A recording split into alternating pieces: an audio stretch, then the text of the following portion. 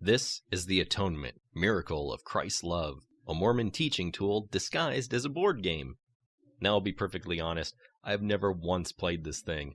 I'm not a Mormon, and I don't have any Mormon friends. The instructions suggest a typical runtime is roughly 2 hours long. Trying to persuade a bunch of non-believers to a lengthy game of Bible study is practically impossible. So everything I'm about to say basically comes from my crude comprehension of the rulebook. Of course, a lot of this stuff goes over my head because I'm not a Mormon scholar. Anyway, this is one of those games where everyone is supposed to walk away happy.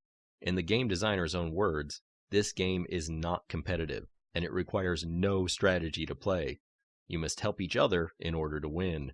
So it's the exact opposite of Monopoly, for example, where you want to murder your whole family and then bury their corpses under the various properties you purchased. Each player in the Atonement starts off with a two-piece character, the spirit and the body.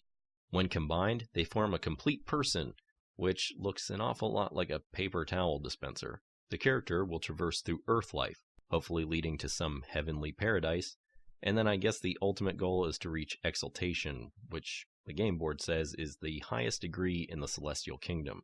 Without getting into too much minutia, I'll briefly go over a few of the cards. God will give you a trial in life, some awful complication to deal with.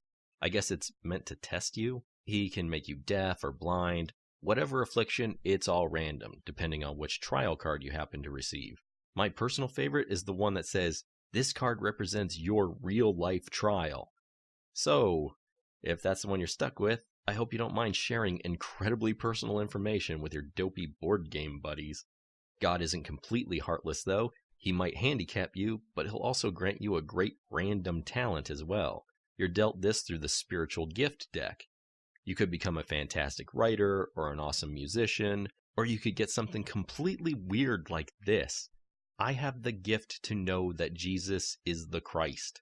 What does that even mean, and how can I apply that to any real-world applications? What do you want to be when you grow up? I just want to know that Jesus is the Christ. That should fulfill me creatively and help me pay the bills. Anyway, you pick up random sin cards throughout the game, and of course you need to purge those somehow. There's an atonement deck full of Bible passages. I think they help you clean your slate. I don't know. I'll probably never be able to convince anyone to play this game with me, so it'll forever be a mystery. Which is kind of sad because this game does have a lot of cool, weird stuff to it. Like, you can choose to be a child who died before the age of accountability. That's 8 and under according to the rulebook. Any game that lets you roam the board as a spooky child ghost has to be somewhat entertaining, right?